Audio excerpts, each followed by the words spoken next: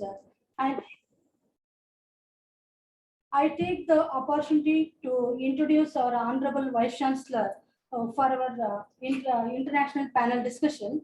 And sir is one who is successfully running the MOU with other countries like China, European Union Education Council, and many other countries. He is also successfully running and also successfully designing many more programs.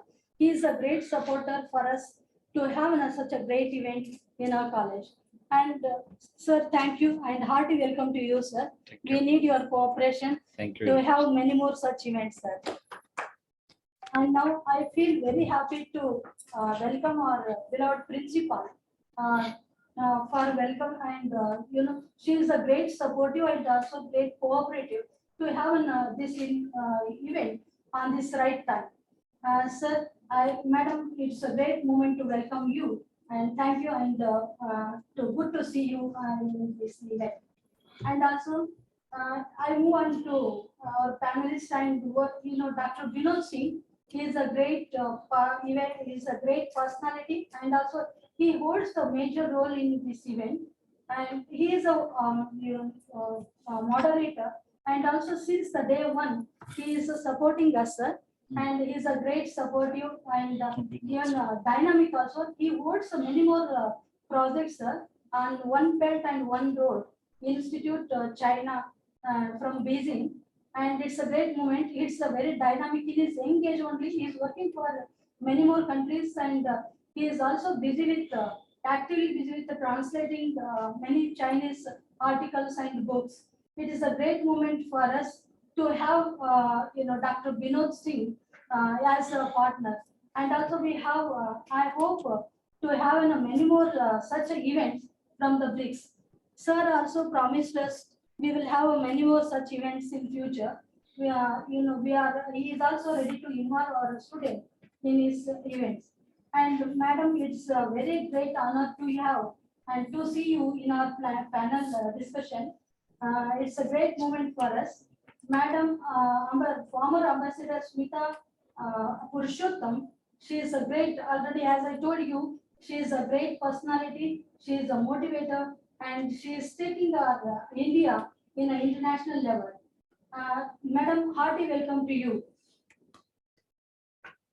And I will move on Philip Novel, who is a moderator, who is a great reader, and also he is having 25 years of experience in media and developing media, and he is also motivating the youngsters in the global media. Sir, it is also a great moment to have you in this panel of discussion. And lastly, and it's a great, I feel very proud to have a Brigadier N. Rajkumar, who is believing in fire and forget. And it's the right time to have such a brigadier for our panel discussion. Sir, you are also most welcome to all. I hope many these findings and outcomes of panel of discussion, it will motivate and spark the young minds to get into the world politics, and they will also become very able to take a decision in politics. What will be the Indian strategy in the global politics? What to do? And it's already, as I told you people, it's a great moment, and it's a tough time for India to take a stand with any countries, because we need to have a good relations with all the countries. With this, I hope we will have a good moment, and also I hope all the youngsters will have benefited from this event. Sir, thank you, sir. Now I will leave the platform to Dr. Vinod sir to request our Vice Chancellor to deliver the keynote address, sir. Good morning. Good morning, everyone. It's a great weather. It's a great weather in Mysuru. Yesterday it was raining, right? Little. Yes. But at the same time, people in another continent, that is Europe, they are fighting for their lives and they are seeking shelters. And India, as one of the biggest country, cannot ignore this topic. So it's a great pleasure that University of Mysore has taken this initiative to discuss and focus on a topic which is very dear to humanity. And that's why at the very outset, I think the credit goes to the Vice Chancellor himself, who is leading the university, to become a global one. Because I was told that there are, I think, more than 100 students from different parts of the world. And I hope they have joined us on Zoom link. So the background of this conference is very clear, that we have to, today, one of the best line I got on my Twitter line is that India got independence in 1947, but for the first time, Indian foreign policy got independence in 2022. India can take a stand. India can say no to be bullied by some big powers. And today, India is really talking first time in clear words, without mincing any diplomatic words, is that it's about India's national interests. So, sir, the role of academic is very important. We need to create some more expert on foreign policy, like Mr. Jaishankar, like Madam Smita Purushottam. I'm really sorry that Madam is not keeping very, healthy. Otherwise, she's so active that she was our next foreign minister. But due to health reason, she decided to take leave. Yes, she decided to take leave, and her focus is not on foreign policy, but how to make India indigenous defense and research, self-dependent. So the concept of Atmanirbhar, which we are doing it politically, she has been doing academically for the last 20 years. And I was lucky to read her articles from Harvard and from different parts of India. She speaks Russian, she speaks Chinese, and she has been working in different parts of the world. So I'm not going to take this opportunity of my students and colleagues to, speak more politically, but I think she will be speaking more scientifically. But as the protocol says, before we start our main discussion, we have the honor to invite the most honorable and dynamic and also very patriotic and very global Vice Chancellor of the University of Mysore, who has more collaborations with China than mine without speaking the language itself, So this is something I understand, that language is not enough. We need to have leadership. We need to have that skill where to connect the link between universities, industries, and our diplomats. So VC sir, the dais is yours. Please guide us, bless us, how Department of IR can lead in future to work together with countries like China, Russia, and including the United States. Please guide us, because we are all young scholars here, and we are not sure whether India should choose a side. We should go with the United States for our information technology, or should we go with Russia for our arms and security needed? This is a very dilemma and very delicate situation for us. And your experience and your knowledge of dealing with different countries will help us. How do we choose a tightrope as the topic of the conference today between Russia, between Europe, and between United States? This is the topic today, sir. And your few words will really help us. Thank you very much. Thank you. Very good morning to you all. Elrigu namaskara. This is day where international panel discussion, where Russia and Ukraine crisis, the tight rope for Indian diplomacy. So which has been organized by Department of International Relations, Maharaja College, University of Mysore, in association of the Brics Institute, India. So I formally inaugurate this very happily, because this type of discussions are required. This type of discussions are required, especially in our young minds and young peoples, where the decisions are to be taken. As here we have got Professor Anita Vimala Brics, who is the principal of our Maharaja College, Dr. Bharati Hiremat, and Brigadier in Rajkumar, who are all here. And I heard about Smita Purushottam, the retired ambassador and the chairperson of Sitara. I heard very good words by Binod Singh now. Thank you very much, and congratulations to you on all the hard work that you have taken. And Philip Nobel, who is the editor of Media Trainer and a regional expert from Berlin. And also we have Dr. Binod Singh, who is enthusiastically what we call needs this discussion to reach all our youngsters. Again, congratulations to you, sir. And also all the different research scholars and teachers who have joined on the Zoom link and media persons. So I'm very happy to be here, because international relations is one of the topic.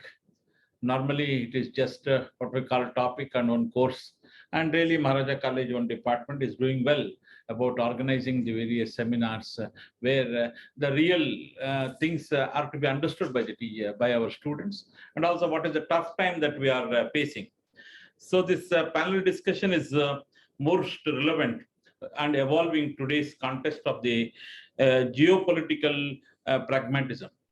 The world is at the critical juncture. We are entering a new divided world order, presenting new challenges for the Indian diplomacy and also foreign policy. We are in new Cold War, and it will not bring the wrong in its one states, but a new era for the geopolitical pragmatism has begun. Over the last months, Russia seized the key Ukraine cities, while the citizens are fleeing to Poland and also Poland, Romania, and also Czechoslovakia, Hungary, and also Moldova. And the crisis has been sparked many questions about the history, culture, and the politics of the conflict between the two nations. The Russian President Putin's action was raised numerous questions about the objectives of his declared special military operations and his long-term vision for the Russia and its relations with the rest of the world. This military action has led a renewed unity among what we call the Western alliance. There is a clear desire of India to maintain the non-aligned position and retail in its strategic autonomy. But if one reads between the lines, there is also an understanding that India policy has structurally shifted towards a closer partnership with the West over the time. Russia and Ukraine crisis has exposed the limit of the Indian strategic independence, and India has ambivalence towards what we call the ambivalence towards Russians' aggressions and contradicts its own security and strategy. Russia is a valued partner in the areas of the nuclear energy, hydrocarbons, space, etc., while there is sense of appreciation for the historical relationship with Russia. There is also significant concern about the deepened Moscow-Beijing partnership, and India has increased its involvement in Quad grouping with the US, Australia, and Japan.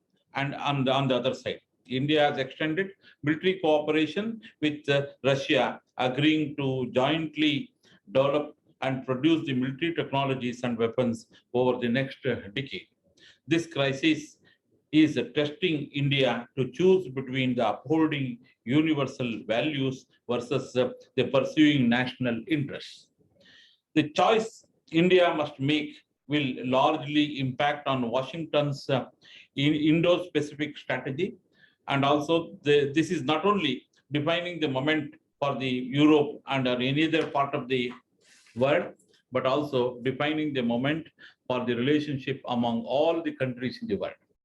Today, the esteemed panelists will discuss the complexity of the crisis and its implications in the years to come: energy, supply chain, automobile, oil prices, and some of the key areas would derive future of the crisis. Hopefully, we can have the effective, insightful discussion contemplating patterns in the crisis, how it will alter the power system of the world. So this is what I wanted to tell, some of the few points. So these panelists are the experts in the international relations, and they know what we call the total thing. I'm a computer science professor, basically. So I was handling what we call computer science since almost 20 years. So since last 3 years, I'm into administration.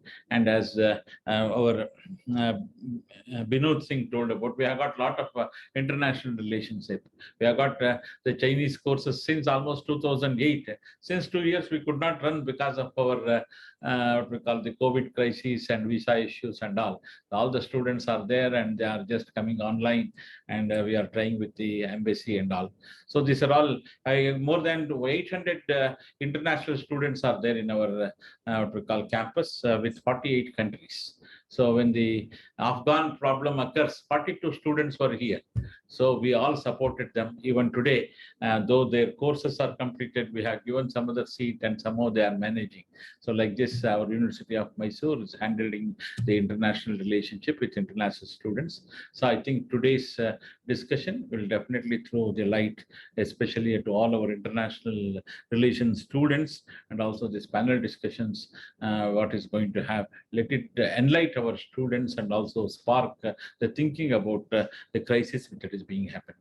Thank you very much. I congratulate Madam Bharati Hiremet for organizing this, and I congratulate Professor Anita Vimla Brics, who is the principal, who is leading this what we call international panel discussion. Thank you very much.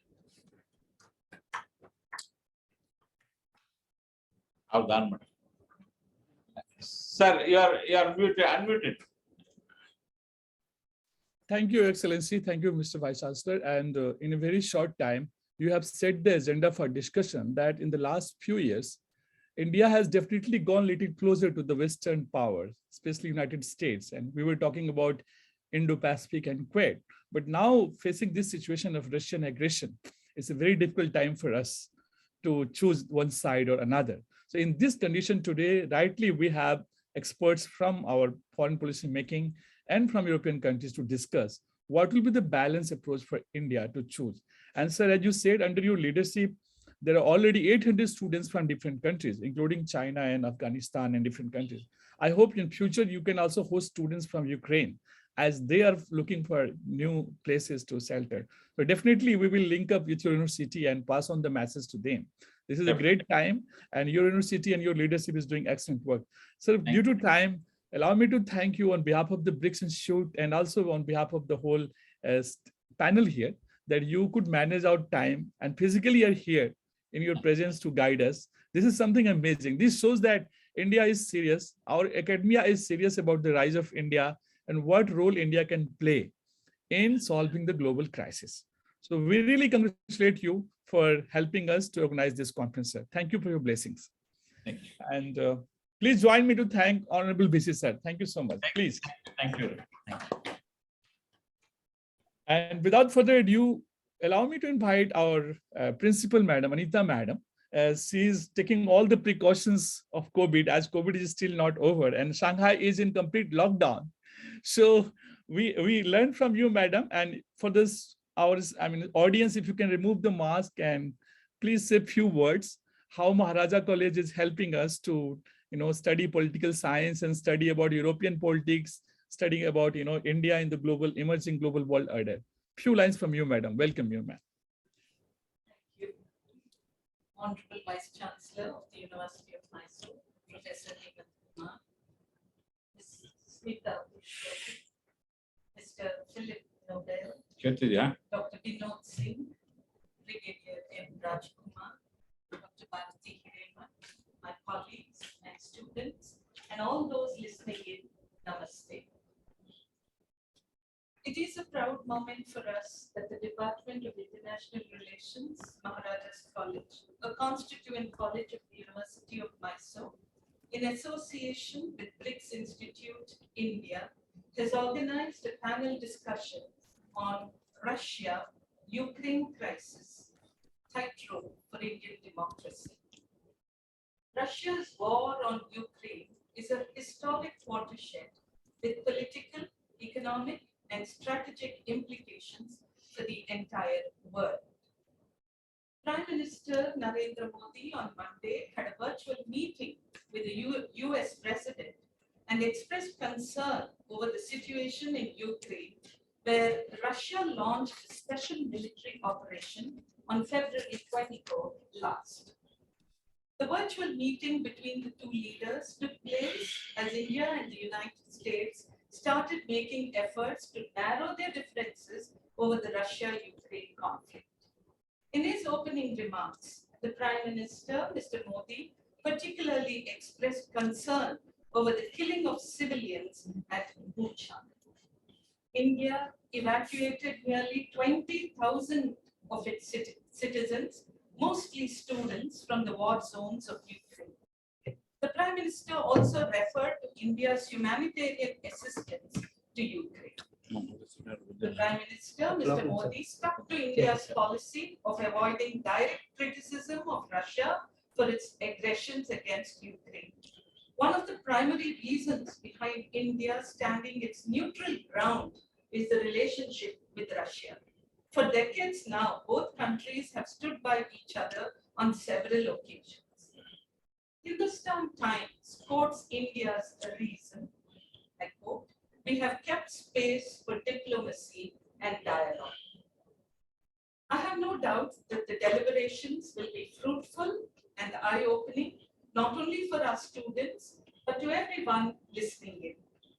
To have as our panelists Ms. Smita Purushottam, former ambassador and chairperson Sitara, Mr. Philip Nobel, editor, media trainer, and regional expert from Berlin, joined by Dr. Vinod Singh, director, Brics Institute, India, and Brigadier N. Rajkumar, coordinated by Dr. Bharati Hiramat, is indeed a proud moment. I'm sure it will be very fruitful. Thank you.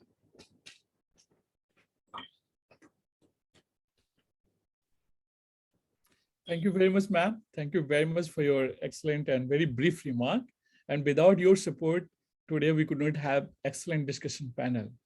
And ladies and gentlemen, on behalf of BRICS, which is right now, this time China is the host country, and the Chinese foreign minister had come to India to invite our prime minister, to which we are not sure whether prime minister will attend the meeting or not. So India is part of various forums, including this BRICS. And at the same time, India is a very important member of the United Nations. And also we are very concerned about, human rights and so-called genocide, which is being alleged in the Ukraine right now.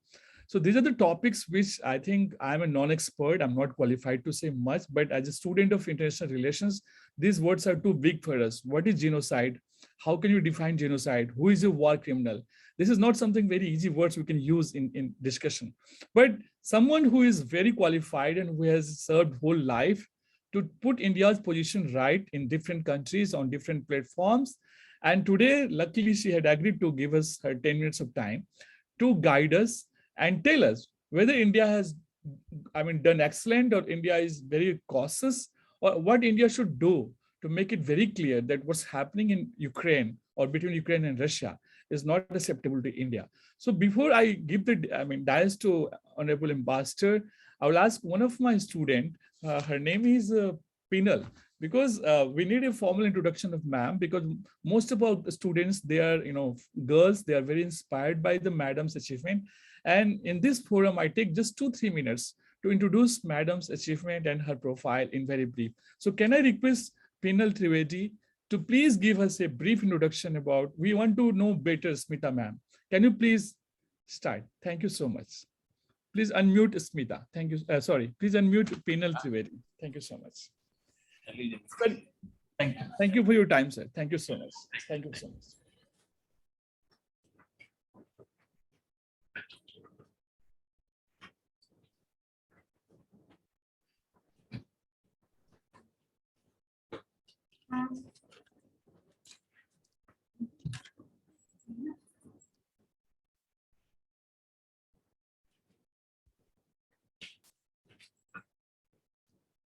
Thank you so much, sir, for giving me this opportunity.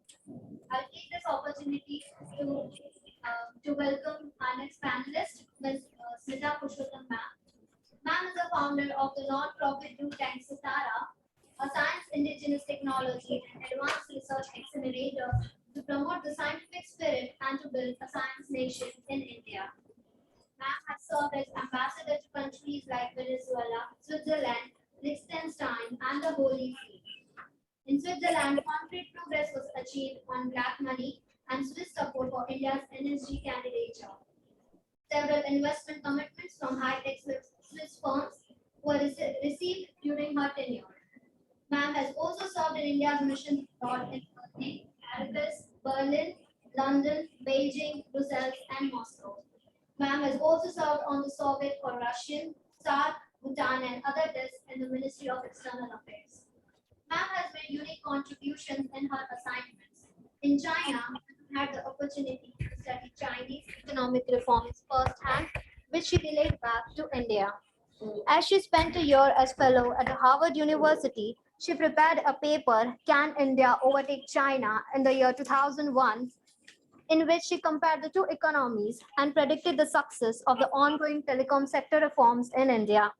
Ma'am has done her graduation from the University of Delhi and has also attended courses at National Defense University, workshop on the relationship between national security and technology in China at the University of California, San Diego.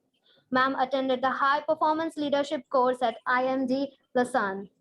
Ma'am joined the Institute for Defense Studies and Analysis, that is IDSA, in New Delhi in the year 2010 as senior fellow, where she launched the High Tech Defense Innovation Forum in the year 2011. Ma'am is skilled in forecasting, public speaking, management, writing, and leadership. Ma'am has been published in newspapers and journals in India and abroad. Ma'am, I feel so honored to welcome you. The platform is all yours. Thank you.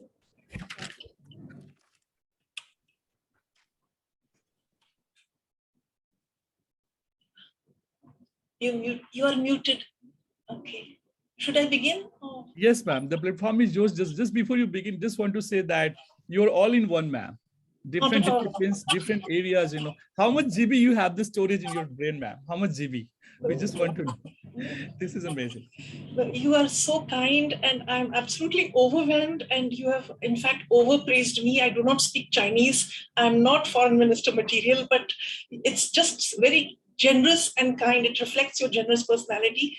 And I'm very honored to be here at the Mysore University. And for the first time, a vice chancellor of such a prestigious university has actually attended the inauguration, which is and made such profound remarks and introduction.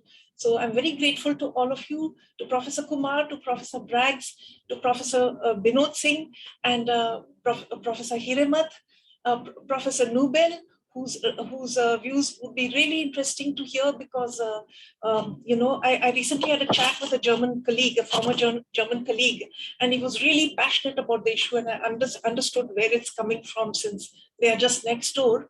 I'm also so delighted to meet the students, although e-meet, but still meet students, because I've tried to take another message across universities, and always met with a very positive response. So sorry for that long introduction, but I wanted to emphasize how honored and happy I am to be here. So, we have to take a more dispassionate view of the Russia-Ukraine crisis. We have to see it from the point of view of our national interest, which you also have emphasized. There is saturation coverage in the Western media of the crisis, but when you compare it to, and I'm quoting Western reports on this only, when you compare it to the coverage that the crisis, for example, in Iraq or Syria or Libya have received in Western media, it's a fraction of what the media is covering on the Ukraine, which is understandable. It's next to them, but definitely, therefore, it enjoins upon us to take a more, dispassionate view, as I said, about this whole issue. If you can just show the map, because it's in the next slide, because a little understanding for students would be very useful. It's just the next slide on this.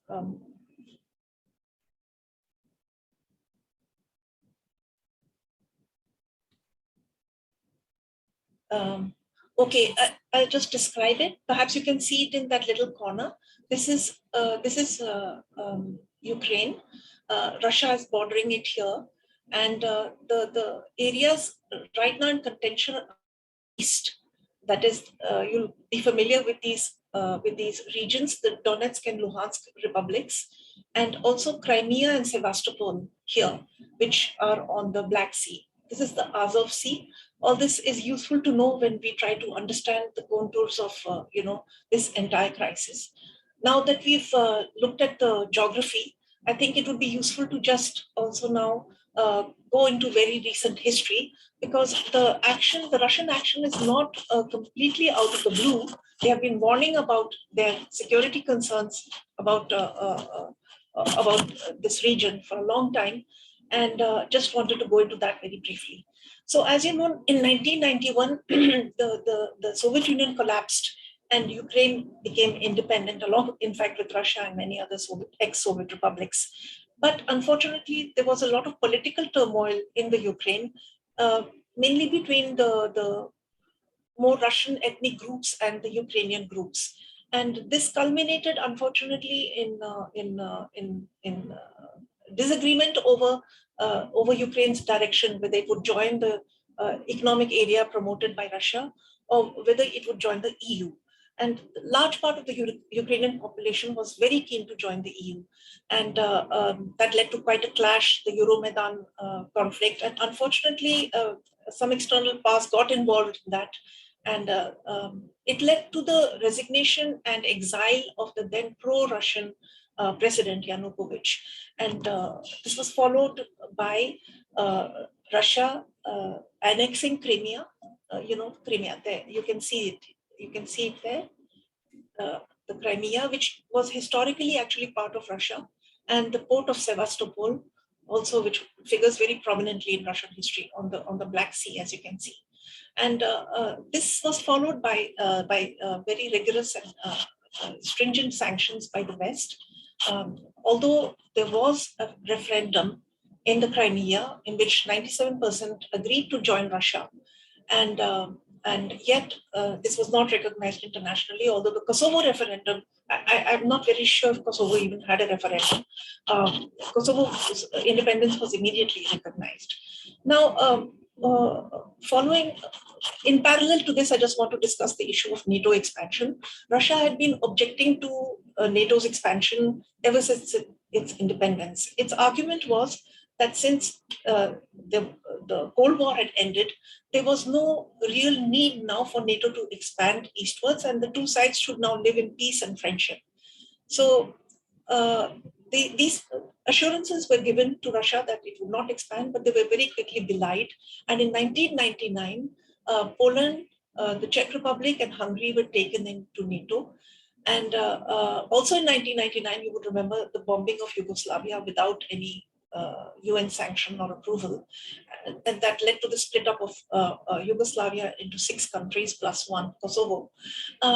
Now, the Russians at that time had felt that this was also an action directed against them, because these were all countries that had been friendly to Russia, and Yugoslavia was a country which was friendly to Russia, and it was done without UN Security Council sanction. So there is a lot of merit in their argument that the rules-based order is one that is convenient to some countries and not to others. Russia followed it up with an invasion of Georgia, and it made its red lines very clear. In 2008, as you're aware, NATO opened its doors at the Bucharest summit to Georgia and to the Ukraine, and Russia again protested very strongly, and yet these objections were neither heard nor given any further traction by the West. Now, Russia's argument was that it is deleterious to their national security with missiles and Western troops being located very close to its border.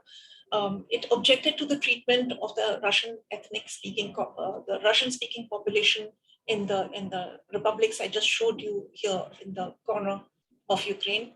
In fact, these atrocities have been documented by the Western media also. So it had requested basically that Ukraine be declared as a neutral country, which should have been possible given that they had respected Finnish neutrality during the entirety of the Cold War. And to give him credit, President Zelensky of Ukraine did try to initiate and conclude peace negotiations with Russia. But unfortunately, some Ukrainian nationalists who are also called, who have definite racist and proto-fascist tendencies, they obstructed this process. And this finally led, very unfortunately, to Russia giving an ultimatum, amassing troops on the border, and then again being ignored, although everyone could see those troops nobody came forward to give any kind of security assurances to Russia. And then they launched this invasion. I'm not saying this to justify anything, but I'm just trying to give the background, because when you look at foreign policy, you have to look at every angle: internal foreign policy, the geopolitical issues, the economic issues, the technology issues, as somebody mentioned. So as you all know, this was followed by extremely stringent sanctions from the side of the West. And these comprised of travel bans, even more strict technology bans, bans on the families of Russian VVIPs, technology sanctions, the cutting off of Russia from the global financial system, the prohibition of engaging in any kind of financial transaction with the Russians, and so on. I think that this should also be it should also be mentioned at this point that that the West also had many carve-outs in these sanctions. For example, Europe, the United Kingdom, even the US, which has banned the import of oil and gas from Russia, is continuing to import oil. In fact, there's a very famous quotation from our External Affairs Minister, which you've all heard of, that Europe imports more in a day than India imports in a whole month from Russia. And the enormous pressure that has been put on India to not sign any agreement with Russia, which is giving us a 35% discount on the highly inflated prices of oil, is really not in our national interest. So I would again request that, our national interest be kept foremost. We are a poor country and we cannot really afford the luxury when other countries are not even following their own proscriptions. So prohibitions. Now, I'll just come very briefly to the military campaign, which would be very clear if you look at those maps. Initially, Russia attacked from the north and, of course, from the east, but it has rolled back its campaign against Kyiv for the moment. We can't say where it's going to go because the situation is developing so fast every day. You hear a lot of, you see a lot of escalation on both sides, even as, accusations are hurled against each side of atrocities and a violation of human rights. So they are now apparently regrouping on the east, perhaps preparing for a major campaign to take the Donbas region, which is the eastern region. So they've already taken they're already in control of the Crimea. And so there's a land bridge now. If you remember the map, they now have the entire Azov Sea. Russia is surrounding the entire Azov Sea, and they will also get a land bridge to Crimea. They have got a land bridge to Crimea, so that is useful for them from the strategic point of view. This will also help in unblocking water supplies to Crimea, which Ukraine had blocked. Now, in terms of military targets, Russia had declared that they're targeting military infrastructure. And of course, there's been collateral damage, which there is in any war, which is highly regrettable. But on the whole, most analysts have concurred in the fact that Russia has not indiscriminately bombed cities and not targeted the civilian areas. As I said, there have been civilian casualties. Of course, Russia disputes even those. It says that a full investigation has to be carried out, for example, in the Bucha massacre, which yielded pictures of many bodies left behind. So they say that the timelines don't coincide. They had evacuated Bucha much before these atrocities took place, but I think we need to wait for a full independent inquiry into this before we come to any conclusions. However, having said that, I would just add that Mariupol, which is at a very important strategic point, where recently Russia says that it has gained control. There is a Azov Steel Works there, which has about 3,000 to 4,000 people still holed up inside. But a lot of these are comprised of the Azov Battalion, which is a proto-Nazi force there. And they have, in fact, according to the Russians, been using civilian population as human shields. And when they leave to get their supplies, they're fired upon, and then they are touted as victims of the Russian campaign. In terms of military supplies, there has been no dearth of military supplies coming from the West. The US, in fact, I think Russia has just published a list of the supplies, but I didn't have time to look at it. But anti-tank defense mechanisms, loitering munitions, air defense systems, all have been supplied. Huge financial aid is being given. And of course, the sanctions are having a very strong effect on the Russian economy. They're putting up a brave face on it, They say their current account has increased, which it has because of the increase in the prices of oil and gas, but imports have collapsed, and that accounts for the current account surplus. And of course, items are in short supply in their area. Because I want to leave time for the questions, I'm going to go very quickly into the geopolitical scenario and speak a little bit about the implications for India. So just to mention very quickly that not all countries have joined the sanctions. In fact, the majority of the non-Western world has not. And basically because, no, it's not because there has been a racist undertone to the media coverage, as we all know, that and people have noticed that the outrage is confined basically to victims in Europe. Iraq, Syria, Libya were almost completely, the victims there were at least completely ignored by the Western media. And there has been questioning on that front as to why a similar outrage was not displayed when these people were being targeted. However, there's been a huge victory.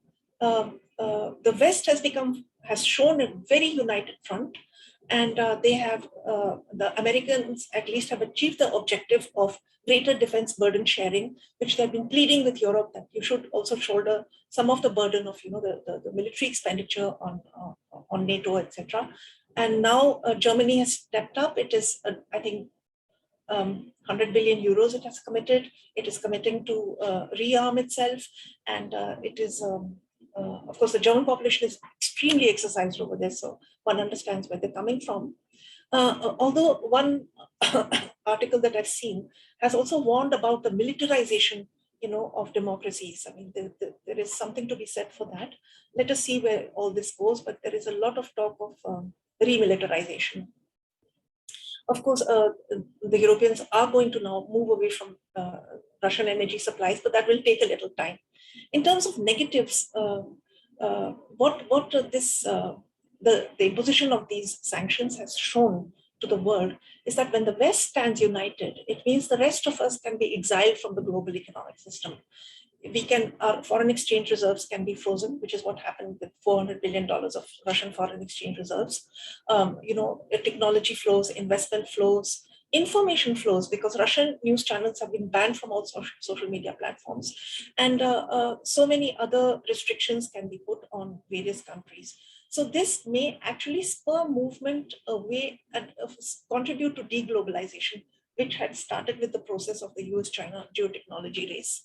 And so this has created a lot of anxiety amongst many countries, which is not being voiced, but I hope that decision makers in India are at least paying attention to this, for the simple reason that we have also been the subject of sanctions after our nuclear explosions early on in the 60s and so on.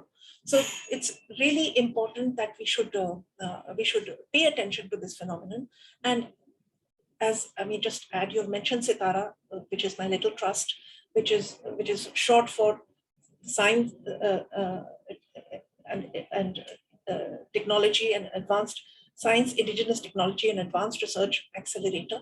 We have been working on this for a very long time, and we are doing Atmanirbharta before even the government thought of it. And this is the only way forward really for this. And I may also add that there was a move away from the dollar all this time, but this is going to probably now be accelerated, because you have the Russian and Chinese ruble yuan agreement. India is probably now going to go for a rupee revival of the rupee ruble agreement. There are many currency swaps ongoing in the world, so there may be risk on this account, although again it won't happen overnight.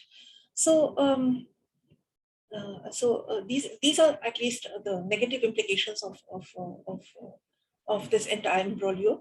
But the biggest negative, as has been mentioned already by you, is that Russia has been pushed into China's arms. If at some point, in fact, for a long time, we have been saying that the West has, by demonizing Russia, it has basically been slowly pushing it away, whereas it would have made sense after the end of the Cold War for Europe to be, reunited and, not reunited perhaps institutionally, but at least friends with Russia, the US also to be friends with Russia. And then I had been actually arguing for this when I was at the IDSA. And there were some signs through the reset that this could have happened, but somehow it didn't. And now, now that you've demonized Russia, and, it's a self-fulfilling prophecy. You've pushed it to take this step, and now I don't think there's any going back. There's no going back. It has been walled off from Europe, and I would be very interested in hearing Professor Nobel's views on this.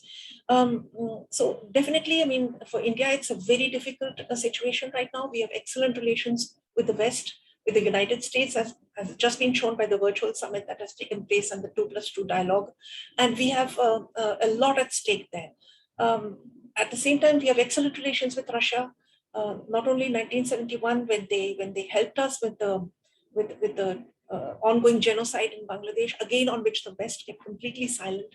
I remember I was a teenager at the time, and except for two reporters, of course, I didn't access the non-English speaking press, but two reporters in the world, one from the International Herald Tribune and the other one from the Times London. Not one media personality spoke up on behalf of the Bangladeshis and what was going on then.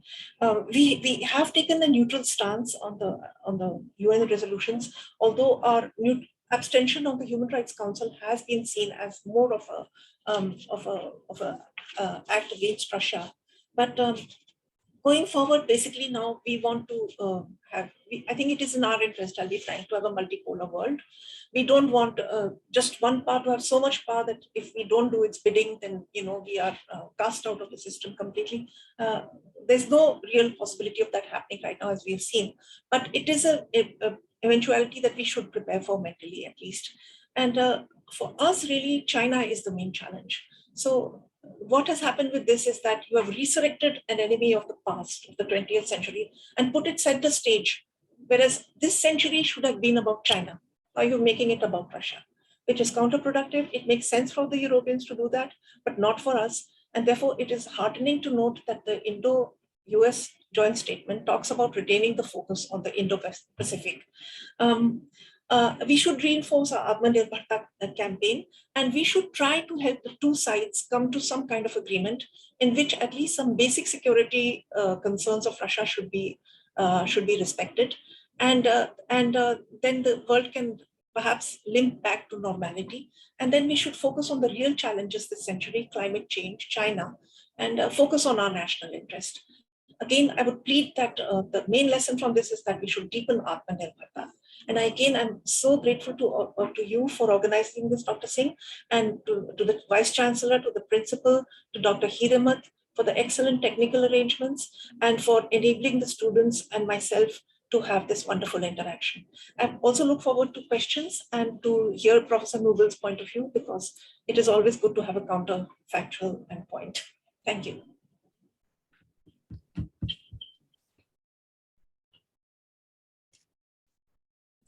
You're muted. Really sorry. Madam, thank you very much for this very high profile and enlightening speech. Many of us would have taken their own conclusion, but for me, being a student of China studies, your conclusion was something which I was not expecting, but I really agree that the world, instead of taking on the real can I say the use monster, if you allow me, because I'm not a diplomat, we are just trying to focus too much of energy on a small country, Russia. Although geographically they are very big, they are very powerful, but here, as you mentioned, ma'am, different aspect, the sanctions, the military and resources, suddenly the whole West is united against one country. And nobody else is with it. Russia is fighting alone in this battle, although it's an aggressor right now. So for all of us here, students and my colleagues, it's up to us to take our conclusion, what Madam said diplomatically, again, not very clearly. And it was little, sometimes some of the issues were very hi-fi.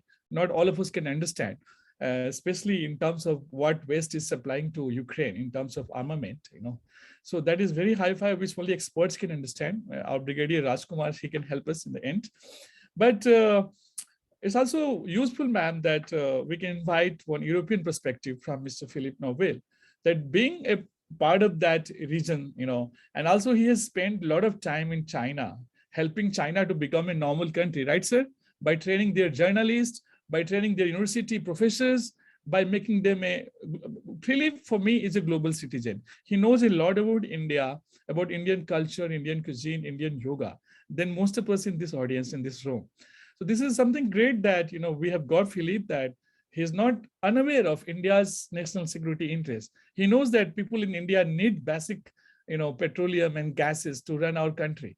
So I don't think when Philip is going to speak, he will simply speak on behalf of Gandhian and Buddha's value. He will also take care of our need for growth, our need for development. We also want to become a country like China, Atmanirbhar, self-dependent in terms of military technology, in terms of IT. So I think the time is, we are running a little late. So Philip, sir, I have shared your introduction in my group. If you allow me, I'll just introduce you as one of the friend of India and also friend of China. For the last 20 years, helping Indians in China the way he can in getting established in China. So when I shifted to China in Peking or city, I got the first intern at his news media. He runs a global media. So I'm very thankful to him for that. And today I request him that please try to make a balance that, what happened in Iraq, in Libya, in Syria, in different countries, the way world media is focusing them. The very line madam started today is that why Western media is so unbiased, why they are pushing India to fight with, take a stand, to just fight with Russia or go against Russia. You see the Wall Street Journal. I saw 20 articles for the last 20 days. Every day they're saying, oh, India is under pressure. India has to, go against Russia. All the English media is just saying one word, one line, it's coming from Washington, D.C., that India has to take a stand. As if we are not a free nation. We are a satellite of the United States. We are not Japan and South Korea. So, ma'am, with all of you, please allow me that I directly give the dais to Mr. Philip. Let him take his 10 minutes and guide us where India has gone wrong in the global perspective. Are we not, again, the same country of Gandhi and Buddha and going for the world peace and democracy? Are we becoming something like, very hard nation? Mr. Philip, dais is yours. Welcome, everyone. Thank you very much. So I have a presentation, if we can bring it up. And while we're doing this, I want to say that, first of all, it's a great honor and privilege to be invited to speak here among such distinguished guests. And of course, I want to express special thanks to Dr. Singh. As he just disclosed, I've known him for over a decade from the times when we were sharing an office in Beijing. But I also want to thank all the organizers, the speakers, and of course the audience, because I hope we have time for questions, and I enjoy very much debate. So first, I would like to introduce myself and talk briefly about the organization I work for, because I think this is all relevant to our topic today. And maybe we can move to the next slide, please. So just to be very transparent about my background, I actually grew up in the former Soviet Union, first in Tashkent, which is now in Uzbekistan, and then also in Odessa, which is, as you probably all know by now, a Ukrainian port. So I wanted to share that because I think it's important to be transparent about how close that conflict is to my personal life and personal story. So even though I'm currently based in Berlin, I'm not German. And as Vinod also mentioned, I worked for 10 years in Beijing, also 1 year in Taiwan, and I'll be happy to talk about what I sort of see as Beijing and also Taipei's views on the conflict. So I would also like to mention very quickly Global Voices, which is the organization that I work for mostly. It is a community of volunteer writers and translators who cover global news from their perspective, from within their community. And we do this in over 40 languages. And this is something that I will also be detailing in the third part of my presentation today. So if we could move to the next slide. Yes, and one more. Thank you so much. So first, I'd like to review the main points that I would like to make today, and of course, engage in a dialogue with all of you. I think it's very important because we're really talking about a war. And when we're talking about a war in any region, in any country, emotions are, of course, very high. And I think it's a good approach to sort of look at the current war in terms of narratives, which means that this is how people wrap up facts, also misinformation, hopes, fears all together and create a narrative. And by describing a narrative, it doesn't necessarily mean that you support it. But I think that as we already all discussed here before, it's very important to understand how different nations relate to what is happening right now in Ukraine. So very quickly, I would like to first talk about the Eurocentric view. Again, to really describe it, which doesn't mean that I support everything in it, even though now I'm based in Europe, and then to precisely compare and contrast it with the global South view, which of course you know much more about. And I think that the whole question today, as we just heard, is precisely why is the Western media sort of so biased and so one-sided when covering different wars, not just this one. And we'll get to the issue, of course, of the treatment of refugees and the differences. And finally, to give you sort of a sample of what we've been doing at Global Voices to precisely sort of leverage that this balance and offer a much more inclusive and global view, because we are a nonprofit organization. So as a media, we operate very differently from the mainstream media, and we're truly international. I can tell you that in our newsroom, we have people from over 20 countries, including, of course, from South Asia, India, Sri Lanka, Nepal, Bangladesh, who play a key role in precisely making editorial decisions on how we cover the news. So with that, we'll stay on this slide, and I just want to sort of maybe go through quickly some key points to maybe help you understand why we have this such Eurocentric view when you look at the conflict from that part of the world. So it was already mentioned before. I think the one point is, of course, something that you see a lot in the debate, whether it's the media or social media or local politics, and I won't spend too much time on this because it was already very well explained, is of course the military aspect of the conflict and the issue of NATO that was explained. One thing that I would like to say is that, again, from a Eurocentric perspective, what we now see is that even though NATO, I would argue, was not regarded as a very powerful, very well organized sort of force before the war, suddenly it has become extremely prominent. We discussed how the West has suddenly developed this united front.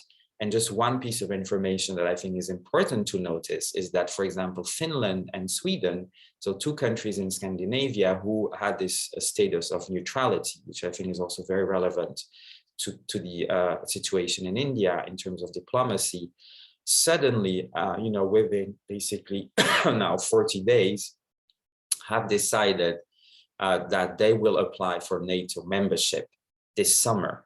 So this is happening and changing extremely fast.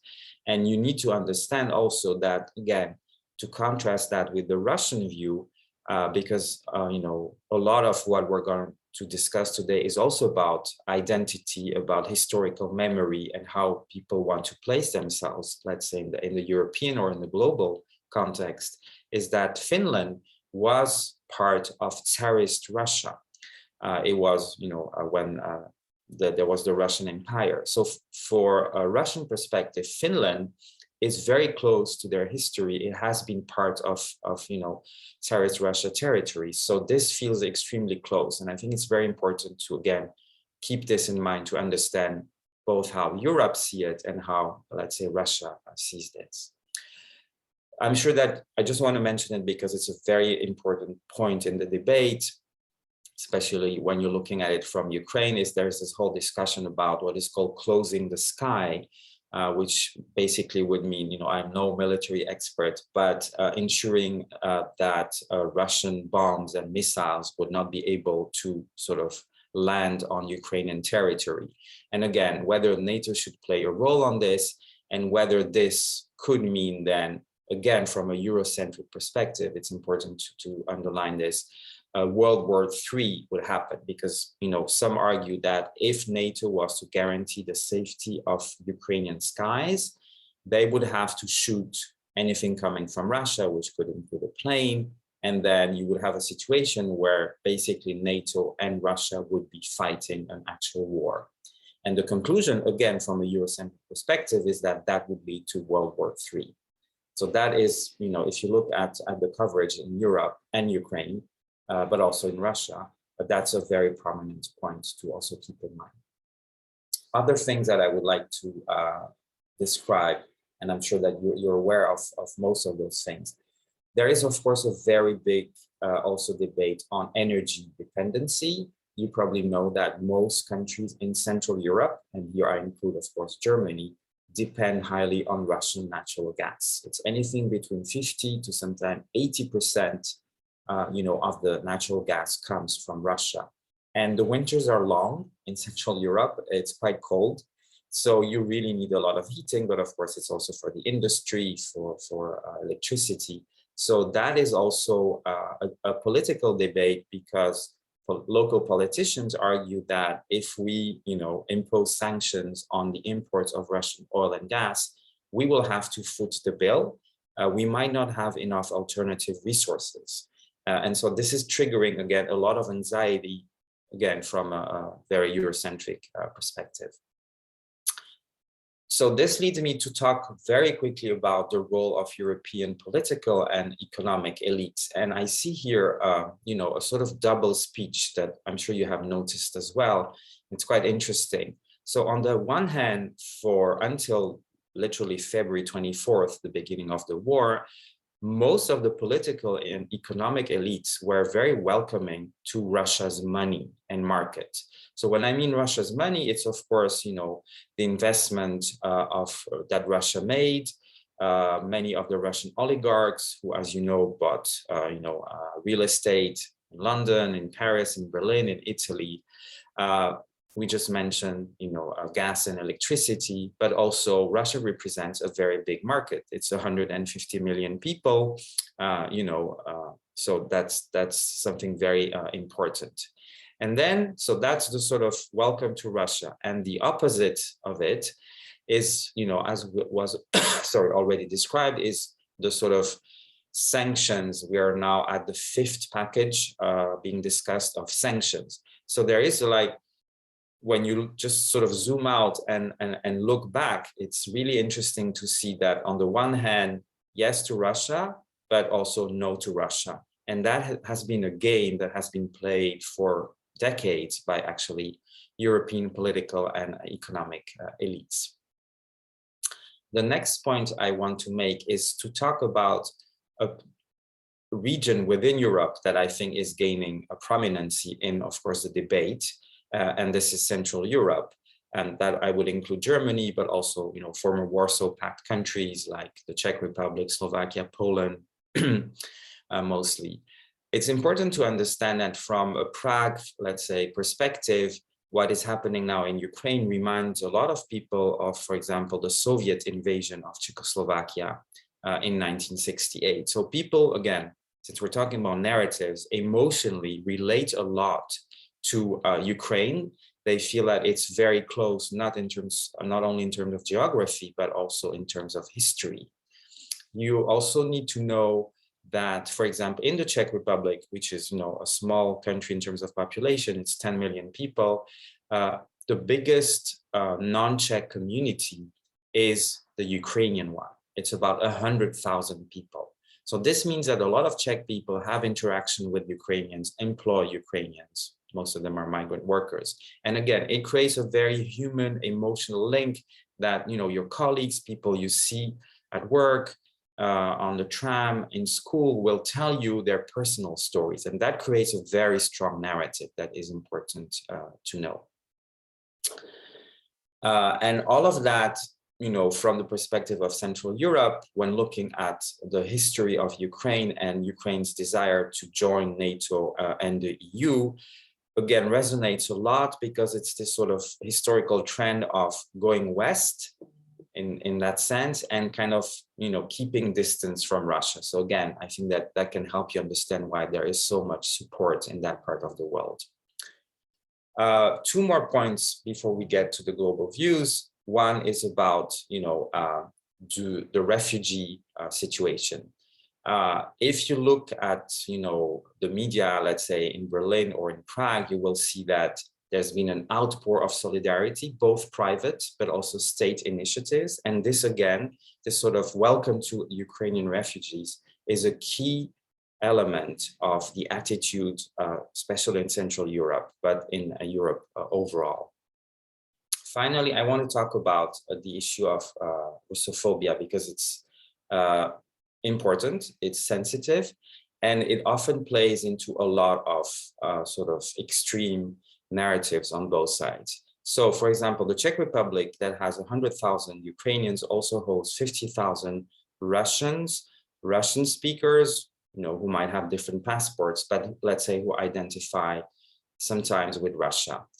There have been cases of Russophobia, but the flip side of Russophobia is that it's also been instrumentalized by Russian media, by the Russian government, and basically picking a few examples and blowing them up to kind of give the impression that, for example, if you speak Russian in Berlin, you'll be beaten up or things like that, which, I'm a native Russian speaker. I can tell you that that's absolutely not true. But again, this is a part of the narrative. So maybe we can move to the next slide. Oops, sorry, no, the slide on global view. So that's the second one. Thank you so much. So here, I think that we have been presented with a lot of information already. I would like to make, a sort of overall introduction by saying definitely, I think that when you are in the global south, you have both an experience of distance and proximity with Russia and Ukraine. And so you see it from a very different position with different interests in mind and a different history.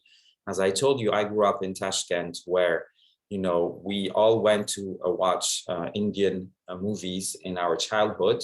And I know that the relationship and the mutual image between the Soviet Union and India was extremely positive, and I would argue warm. And that is also, again, very important to understand why, as I was mentioned, when there is this sort of pseudo accusation of India, quote unquote, why are you silent? Why are you not reacting to the conflict? This is a typical Western question that precisely eliminates the very rich history between, let's say, the Soviet Union back then and now Russia and, for example, India, but it's also true for other countries in the global south. And so that, I think, is very important, but we mentioned that. I want to talk a little bit about China and Taiwan, because these are two countries that I know quite well. And I would argue that Beijing's position, first to talk about Beijing, has actually evolved. And I'm not sure that Russia and China are actually allies, in the sense that there is a tremendous level of distrust between both countries. And to speak more about China's perspective, I would argue that if China has a religion, it's GDP growth, because it's all about development, it's all about progress. And quite a few people here in this room know China and have been to China. And so from a Beijing perspective, when you look at what is happening in Russia, that because of the sanctions, but also because of the war that it has started, it is destroying its economy, that GDP growth is going down. Beijing perspective shifts from, okay, Russia is a political ally and usually we have a united front on a lot of issues, but don't forget that also the Belt and Road Initiative, which is key to China's development and to global development, a lot of the transport hub goes through Russia, through the railway. So from a sort of Beijing perspective, what is happening in Russia is a disaster. And I'm talking here about economic disaster. And we have seen that the Chinese discourse within China, as you know, Chinese media is heavily censored, all state control within the People's Republic of China. And if the beginning of the war, there was completely alignment with Moscow view, we now see that the Chinese censorship has allowed for a more nuanced discourse. And China also has heavily invested in Ukraine, including in the military industry, and wants to have this Belt and Road Initiative and the new Silk Road kind of hub work. So suddenly Russia becomes a problem. And I think it's a big headache for Beijing because they're not sure how to move next. As you know, the war is going on every single day. People are dying on all sides, and there is no clear exit strategy, at least of today. So we expect this disruption to go for quite some time. Very briefly, I'll talk about Taiwan, because I think that from a Taipei perspective, of course, it's a bit of the David and Goliath fight. If you look at the map, if you compare the size of Russia and Ukraine, also the historical linguistic closeness, between Russia and Ukraine, there are of course different nations, different languages, but I don't speak Ukrainian, but I understand Ukrainian because I speak Russian. And for China and Taiwan, there is this proximity, but at the same time, there is this sort of political difference. All right. I think that two more points quickly, because I know we want to have time for questions.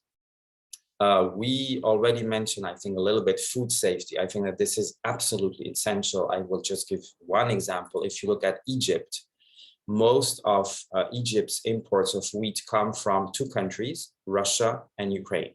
So because of the sanctions in Russia, because of the war in Ukraine, we know as a fact that Egypt will be missing key imports of wheat that translate into bread, which, for most of the population is the staple food, like literally by the end of this year. No one has a solution. And you can imagine the repercussions of this in a country of, several dozens of millions of people who rely really on those imports.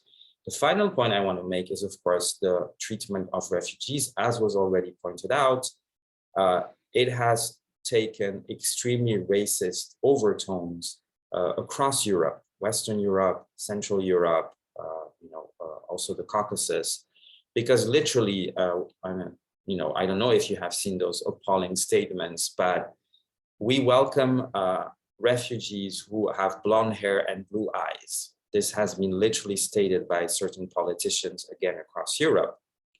And so suddenly we have the good refugees and the bad or the invisible refugees. And as you know, Europe has been, has experienced the coming of people from Afghanistan, from Syria, from sub-Saharan Africa. And there's definitely a double standard also in the foreign students. And I'm sure you're very familiar with that because Ukraine had a lot of them, including from India, but also from Africa, who were stopped at the borders were trying to flee Ukraine. And that, I think, is a very important thing that we need to continue to focus on as journalists, to explain why there is this double treatment and why white refugees are treated differently from brown or black refugees or Muslim refugees, for example. And that unfortunately hasn't changed. So very quickly, the last slide, the slide number 3, which is basically our experience at Global Voices that I wanted to mention. If you go to our website, you will see that, as a global newsroom, we precisely want to have all the sides of the story and explain that, if the Eurocentric view is, oh, it's World War III and we have those nice refugees, that is just one very Eurocentric view. And we need to understand that the world is much more global and has different interests, different hopes and fears about the conflict. So I mentioned, the treatment of refugees. We have written about this, the so-called silence because caught in between. We have covered that for India and also, for example, very important region, as you can imagine, because of the political background, Venezuela or Cuba. It's also very important when we talk about Russia and the demonization of Russia as one term to, of course, make the difference between the Russian government, the Russian people, people who speak Russian, but don't necessarily identify as ethnic or political Russians, and the people in Russia, including journalists who oppose Putin's policies and have been now living in exile and still covering from their perspective. We have also seen, for example, parallels between Ukrainians and Uyghur, or people in Myanmar. I was just yesterday, I was interviewing this very interesting blogger who his name is Wang Jixian. He's a Chinese citizen from the People's Republic of China, based in Odessa, the city where I grew up. And every day he posts his own views on how he understands the conflict and the war in Chinese for Chinese audiences. He's been partially censored, which is again very interesting, both inside China on WeChat, but also by YouTube. It's a long story, but you can find the story, and we'll be writing more about this. But I think, again, it's very important to see that there is a plurality of voices, and we need to represent and hear the different voices in this conflict. And to conclude, I think on the long term, when we look at the conflict from the global south, we need to focus on food safety and the balance of global power. So next slide, please. I just wanted to thank everyone again for this wonderful opportunity. This is contact information. You have the link to our Ukraine coverage, which is plurilingual. So we have now stories translated in about 12 languages. We also have a podcast where we sort of sum up and discuss those issues. And because we have students in the room, so I allow myself to sort of send an open invitation in case you would be interested in writing as a volunteer for Global Voices about India, about Indian views, about Indian perceptions on those issues, please feel free to do so. And thank you very much for your time and attention. With me. Thank you. Can you hear me? Thank you. Okay. Mr. Philip, what a wonderful and what a very pacifist and liberal view from Berlin, and also from a different part of the world. As you said, you have grown in Odisha, which is at the center of the attack now. I'm sure my colleagues and my students have a lot of questions to ask you, but I have to take permission from Smita Madam, how much time she has right now. Smita, No, I'll be very happy to, to listen to the questions. Okay, ma'am. So I think there will be a lot of issues between Philip and Smita Madam also, because we got really two different perspectives. One perspective was kind of geostrategic and India's national interest, and Philip's perspective was global voices, global humanitarian. But he was also very balanced. He didn't choose any side, in this war. But all of us agree here that we are not in the favor of any war. We want peace, and that's why we have this negotiation. But in our room, there's a man of action who might have a lot of experience of war, Brigadier Rajkumar, and it's very important to get his final point for action. What is his take today on both the perspectives, and what is his view coming from background of Indian Army, combat, and the kind of, Ukraine, 45 million people giving fight to Russia, and Russia has to lose a lot of generals and changes army commander there back from Syria, a lot of loss of, tanks, equipments. So Brigadier, what's your take on Russia and Ukraine war? I mean, do you think that Ukraine will continue to fight, and give a hard time to Russia? Please. Good afternoon, ladies and gentlemen. It's indeed a rare honor and privilege to be among this august gathering of renowned academicians, luminaries, the generation next, the student of iron. Now, to start with, a soldier never talks about diplomacy. So there are two different fields, and we had diverse views. I would say the ambassador spoke very well about what the conflict is all about and the global perspective of Philip sir. Now, when you come to it, diplomacy, the soldiering starts where diplomacy ends, and I've never been toward that factor. But looking at the present condition, what's happening out there, I will not be comfortable if somebody is sitting outside my door to start with. So now, if somebody says this Russia is wrong or right, it is his personal views. But like when you compare to ourselves, if somebody is sitting at the neighboring a neighboring country, say Nepal, Sri Lanka, so what do? You're bound to reaction. I would take a cue from an article a few days back in the Financial Expert by Colonel Rajinder Singh Kushwaha, who was a renowned defense analyst. He had quoted Pat Buchanan, who was in the White House communication director long back. In fact, he was one of the presidential candidate of the 2000. He wrote in 99 in his book, A Republic and Not an Empire. He said, by moving NATO onto Russia's front porch, we have scheduled a 21st century confrontation. A man who wrote in 99. And that time, that book basically said that the US should consider the internal affairs rather than intervening in others. Now here is a battle which has gone into 7 weeks. I think this is the 7th week on. And a quick collapse of Ukraine has not happened, in spite of Russia being a superpower. And what Dr. Vinod was talking about. There have been more than 40 cities been destroyed, millions of refugees. And undoubtedly that way, if you look at it, President Putin's attack on Ukraine is wrong.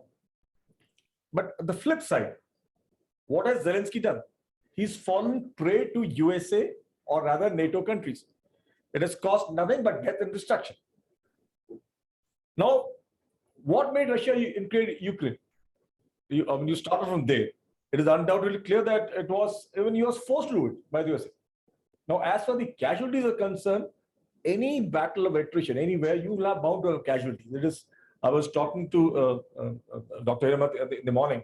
He said, a soldier will be on duty all 24 hours. But you just need a split second when he's caught napping and then you take him on. So what I think where Russia went wrong in this whole thing, this whole campaign, which he thought that will finish off in 4 or 5 days, you need to physically occupy ground. It had all the armaments, it had probably had enough troops to go on down. And fighting in built-up areas is a very different battle. And that is where the NATO countries, USA, have given enough kind of armor and ammunition to fire something from a height or somewhere behind a building is much easier than to have an organized. And now presently what Ukraine is fighting is not an organized war. It is just trying to survive. And admirably, if you ask me as a military person, I would say it's done a great job defending its country.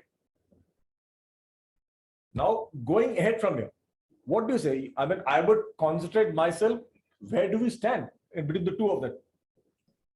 India has been a forefront as a non-aligned movement, and I totally support what India's stand is there today. It is not that because I'm from the uniform, been serving the Indian Army and so the soldiers, and I like to support the government, is that we need to look after our own interests. And Russia, that way, if you all go back in 71, when the 7th Fleet was there in Malacca Straits, their posting out there would have been a different story, what happened in 71. So you never forget an old friend. That is number one. Number two is that any action taken at this time, it should be in the interest of our own country, our own fund. Now, if you look at it, in fact, the ambassador mentioned, in spite of all these sanctions, till date, even now, USA and NATO are drawing 43% of the oil and gas from Russia. So are these sanctions only for media? Next issue is the information warfare, which you mentioned. You find all details coming out from the West. There's nothing coming out of Russia. And if you ask me, if you gag the Russian media and now this time of social media, a small thing flares up like anything. What is happening out there? Geneva Convention. I mean, again, I'm a little cutting the whole story short. You only attack a soldier or a military establishment. Now, if the Ukraine army starts firing or takes in the garb of hiding inside the civil establishment and then firing out, and then some casualty occurs, you can't blame the other country. So if you look at that way, I feel at this point of time, Ukraine probably got seduced by USA, and that if I may be allowed to say that, and they thought that once Russia won the attack, the other country will come in. So if you look at now, a probability of a third world war, not possible. I mean, if you ask me that's my personal view, because USA has achieved what it wanted. It wanted to bleed Russia and it used Ukraine as a subject. Or I won't call it a USA or the NATO as an ally of Ukraine. Ukraine is fighting its own battle, being supported from behind. It is something like insurgency. You always have some adversary supporting them there. As far as there was a question between you and asked me about the military equipment. Probably the students may not need it they have been supplied enough of suppliers. In fact, my knowledge is also as much as what comes out on social media or in the various websites out there. They have been given enough number of missiles, $1 million of ammunition. But that is immaterial. It is questions ultimately is as long as the supplies of West keep continuing, and as long as the battle is on, the casualties will keep occurring. And as the Madam Ambassador said, Russia is regrouping. We don't know exactly what the Russian general mind is. The casualties are there. It is there. They have not physically gone out. They have just used the armaments to destroy weapons, and then, of course, to corner certain cities, the Mariupol, port city of Mariupol, or you come down Donbass, or you go up, sir, and now mentioned Odisha was there. Probably it is also trying to gauge how much intervention the US and the NATO forces are going to do it. So that could be the reason for regrouping. And Russia is not a country which can be pushed aside, if I may be allowed to say that. On as far as the India's context is concerned, what we should do now is that since we have a good equation with both sides, try and get them on a negotiation table, get them, and probably with the Prime Minister's kind of aura, what he got all about, we should try and get a stalemate as of now, and then look for something which is there. But any further escalation or further continuation of the thing, it's going to only create mass destructions, more casualties.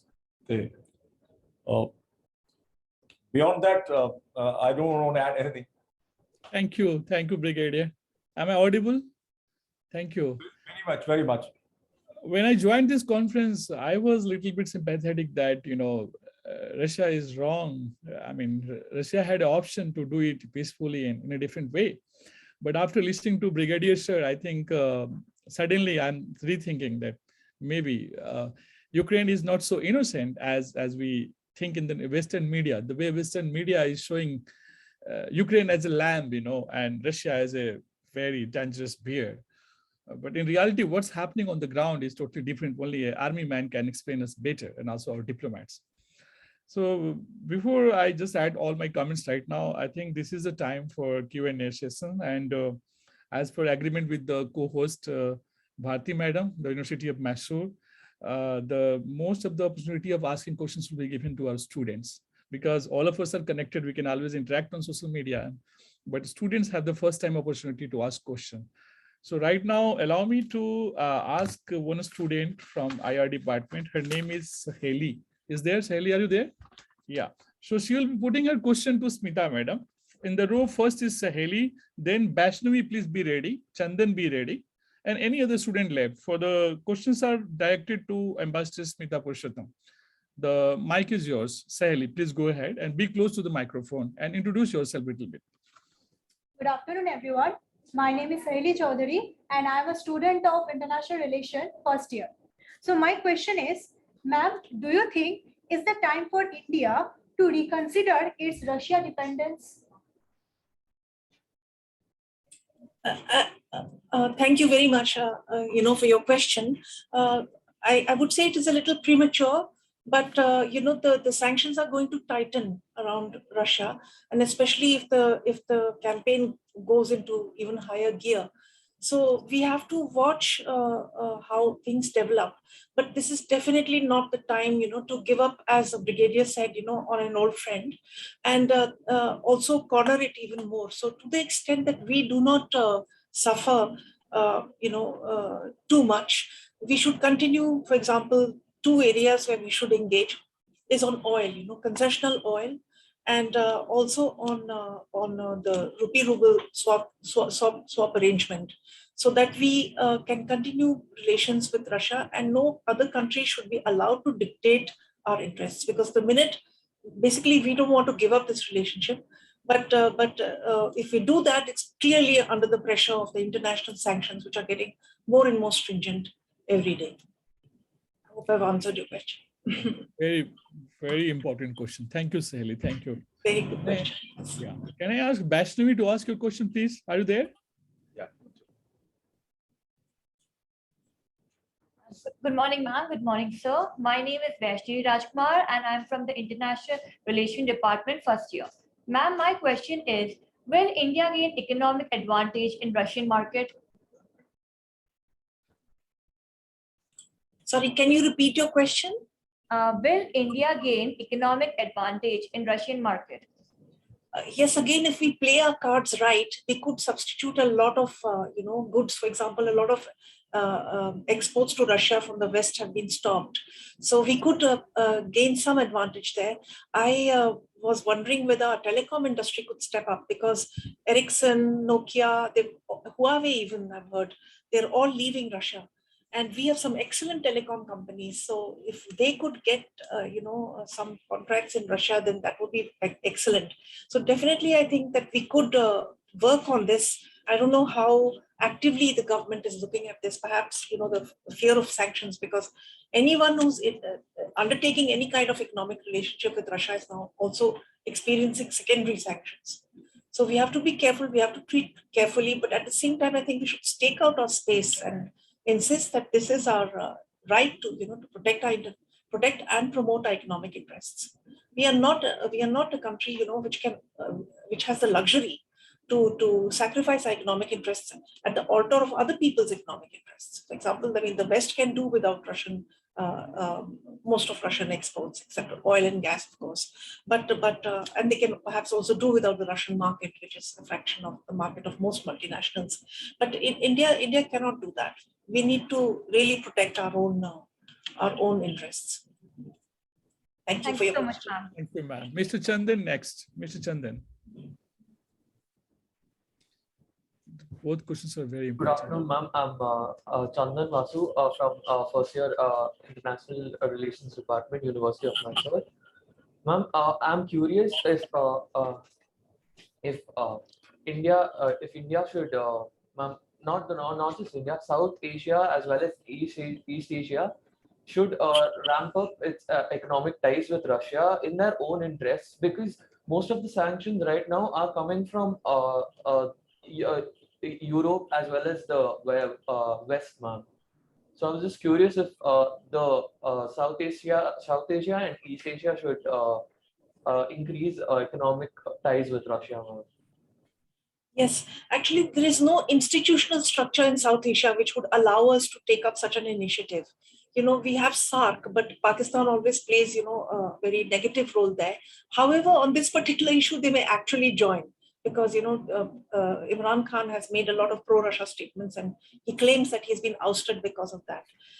But there's no institutional structure right now. East Asia is a very diverse area. As you know, South Korea and Japan are together with the West, and Japan has also joined in sanctions very heavily, although I think it is continuing to collaborate in the Sakhalin project. It has not stopped its investments there. So I don't see any possibility of any kind of joint action on this. Southeast Asia has its own interests. They have not yet joined the sanctions, but Singapore has. But again, I don't see any of these entities coming together to exploit this opportunity. China, of course, already has a very strong relationship with Russia. So how about Brics, ma'am? Brics, yes, Brics has been basically a talk shop so far. But I think, as you can see, all the members of Brics, none of the members of Brics have joined in the sanctions. South Africa, India. Ma'am, you're snatching my bread and butter. Brics is doing very good. Yes.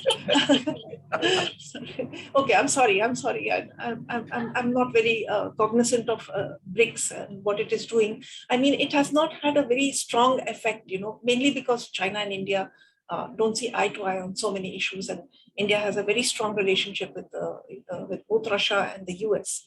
So I'm not very sure where Brics would go, but definitely now is the time for Brics perhaps to take a united front. My only caveat there is, India and China getting together on an issue is not the best optics for us right now, apart from the fact that China did attack us in 2020 and a lot of our soldiers were killed.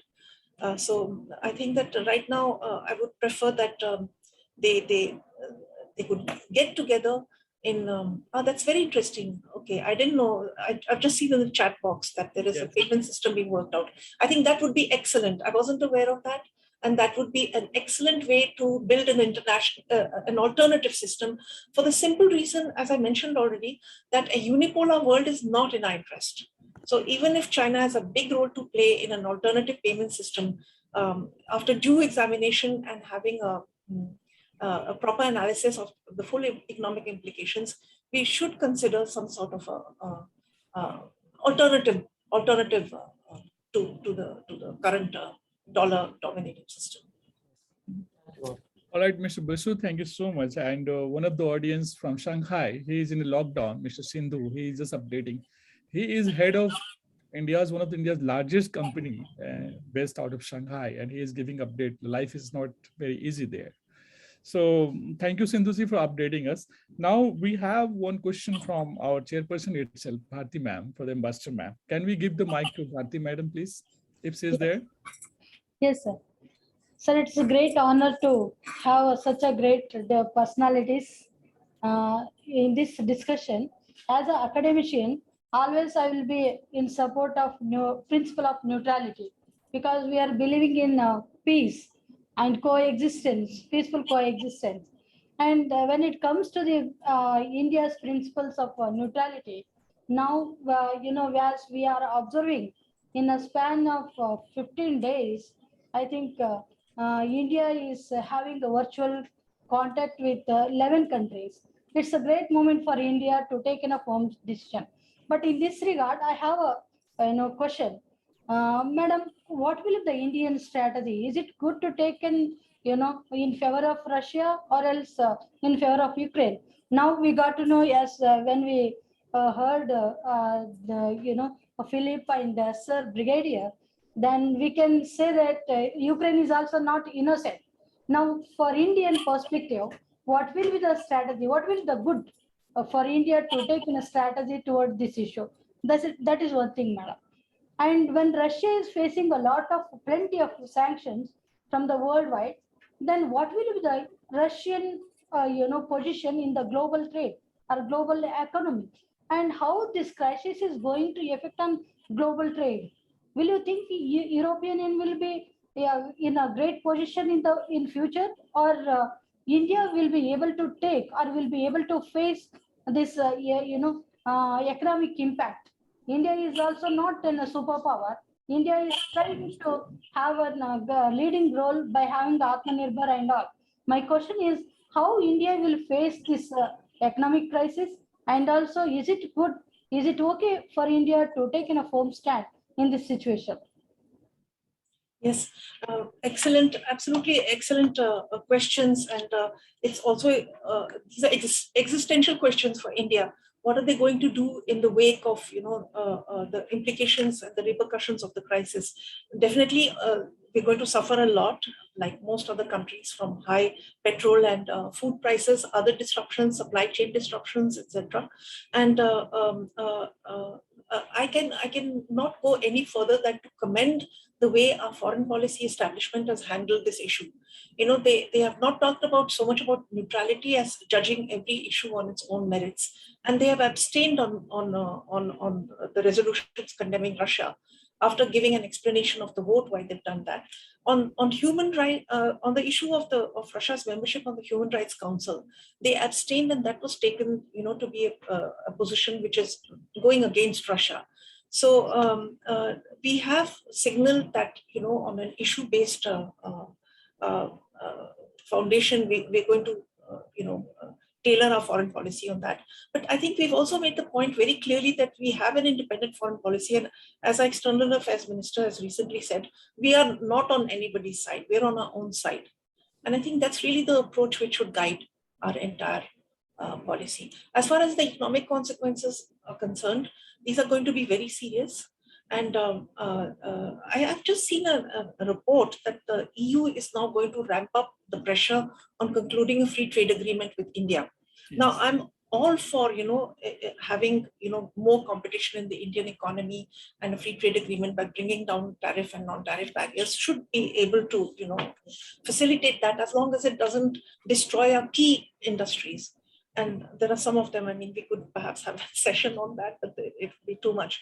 But right now, what worries me most is that these free trade agreements do not stay as trade agreements. They go into investment, they go into government procurement. After decades of corruption in our tendering system and And partly, very partly, of course, due to Sitara's efforts, we have had the government make a lot of positive changes in India's procurement system, in which, at least the influence of foreign lobbies has been reduced. What has been happening is that a lot of the tenders have been skewed to favor foreign contractors because of the under the table, relationships they have with the Indian departments. And we've managed to have preferential policies now proactively acted upon. Now, if we bring government procurement, and India's government procurement, mind you, is $500 billion a year. I'm not an economist, but I think one of the reasons India has stayed poor is that so many government contracts go abroad. If they'd been used in India, the multiplier effects of those contracts would have created a huge, economic surge in India. And we'll miss out on that if we bring government procurement. And in fact, we are going to, immediately after this, I've talked to a very wonderful academician, and she and I are going to work on this issue and write to the government how the government procurement inclusion in a free trade agreement is going to damage India and damage Prime Minister's Atmanirbharta itself. So I hope that we will be heard on this issue, and it'll be wonderful if your university somehow could, maybe arrange a talk or something. I mean, I'm not saying that you should go in charge of international relations, but we need a lot of support on this. We are an unfunded small organization, and sometimes our letters to Prime Minister's office do have an impact. But if there was a mass movement, like more people coming out in support for Atmanirbharta, it would really help our country. Thank you so much for your question. And thank you very much for inviting me and for organizing. I've been in touch with you for all the logistical issues, and it's very sweet of you and very kind of you to do all this. Thank you. Thank you, madam. We are really very grateful to you. And in future also, we will be waiting and we will be looking towards to you to have such more events and discussions, because we need to know so many things, because, as the dramatic change is going on in the global politics, we need to know, as an experting minds, they need to know how to take a firm decision, what is happening in the global politics. In this connection, really, we are very happy to see you, madam. And one more thing, sir,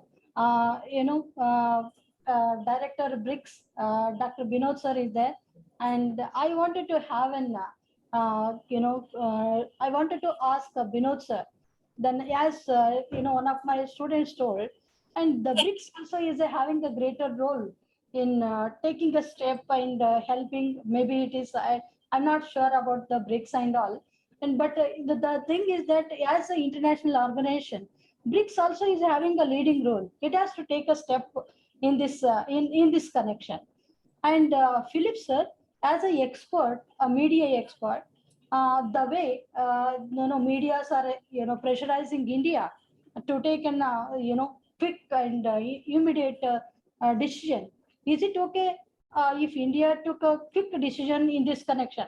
Don't you think India will suffer in future if India is taking any firm decision or any step? Will it affect on India's position in the global politics? All right. So before I give the dais to Philip sir, I just want to say that, ma'am, Sitara can open a regional chapter in Karnataka, which is the backbone of our defense industry. And as you mentioned, this data, 500 billion of contract going to Chinese and Russians. This is something why our country is so poor every year. So, ma'am, this is something touching my heart and most of my young friends here. And whatever direction you give us, although my institute is focused on connecting India to China, Russia, and different countries. But if we are not strong domestically, if we are not able to catch that technology coming from outside, if we don't have host here, then it's all West, just talking. So on the ground, you have already made possible a lot of policy changes together with the Defense Secretary, Dr. Ajay Kumar, who is happened to be a common friend of ours and has got extension. So I think next time in Karnataka, if we have something, yes. Because I took him to China for a long industrial survey. Okay. So that was the connection, China connection was there. So, ma'am, really appreciate your time. And I don't have enough words to thank you here because you have guided us a lot. I'm giving the dial to Philip, sir, so that if Philip ji has any question, to our panels, our colleagues, he can also put in his question. So Philip, sir, dial is yours. And first question is already from Bharti, madam. Thank you so much. Thank you so much for the question. And again, it has been such a wonderful and rich debate. So I hope that Mr. University does more of those. And with Zoom technology, it's really important that we can actually connect globally, even if we can't travel physically because of visa, because of the pandemic, because of other issues. Thank you for your question. I think that as I was discussed today, first of all, it's very important to explain India's position, interest to a global audience in multiple languages, because precisely this sort of pressured question of, why haven't you reacted within 24 hours? It's not leading anywhere. It's not useful. And precisely it denies, as I explained, the rich history that the Soviet Union and then Russia, but also Ukraine has with India. Let's not forget Ukraine or Belarus, a country that we haven't spoken about, but is also being dragged into that conflict. I really want to bring back this to the sort of human aspect of the war, because I have a lot of friends who are Russian, who are still in Russia. A lot of them journalists, activists, researchers, artists, IT people are also trying to move out of Russia because of the sanction, because of the political situation. And there are very few countries now where you can go and especially fly out of Russia because of also the sanction, let's not forget, have been imposed on air travel. And I can't tell you how important it is to think about what will happen. One day this war will have to end. No one has the answer of when and how today. That's very clear. But one day the war will end. And then, both Ukraine and Russia and Belarus as well will have to be rebuilt politically, economically, humanly. So it is very important to have open corridors like, for example, India, like Serbia, like Central Asia, for people to be able to move, to rebuild their lives, to see something else, and to think about the future. And I think that in the future of all those countries, India definitely can play a very important role. Let's not also forget, all the thousands of students from India who study or studied in Belarus, in Ukraine, and who are still studying in Russia, and who can also create those bridges because they speak Russian, they understand also the local context. So I think that there's a very important role for India to play, and especially I think at the human level, because not forget that war is horrific. People are dying, people are becoming orphans, are becoming disabled. And this is very deep trauma that we will all have also to face when we get to a more peaceful situation. So that would be my answer for now. But thank you for the question. Thank you, Philip. The next question is from a senior student of Masters, Alok Kumar. Are you there, Alok? Yes, sir. Please ask your question to whom? Mr. Philip, right? Yeah. Microphone, please. Yeah. Good afternoon, everyone. My name is Alok, and I'm from second year student in IR department, Maharaja College. So my question is to Philip, sir. What is the role of Germany in Russia and Ukraine war? It stands with which country? Thank you for this great question. As I said, I'm not German and I'm not a Germany expert, even though I'm based in Berlin. But of course, I follow the news, and also I have a lot of German friends, and including political analysts. And I think that this question is huge. It would probably require an entire session, because precisely Germany has been so close to Russia for so many years. And as I mentioned, is so dependent, let's say, on Russian gas. And that's why, for example, if you look at the discussions within the EU, to go quickly and to simplify, almost all countries now in Europe argue for a ban on Russian oil and gas. We can, agree or disagree that it's a bad or a good idea, but that's really how they're thinking. Really, the only country that is pushing back and saying, no, we still need to import Russian gas is Germany. Because as it was explained to me, the secret of German economy, the so-called German miracle, which again, we can discuss, is based on two things.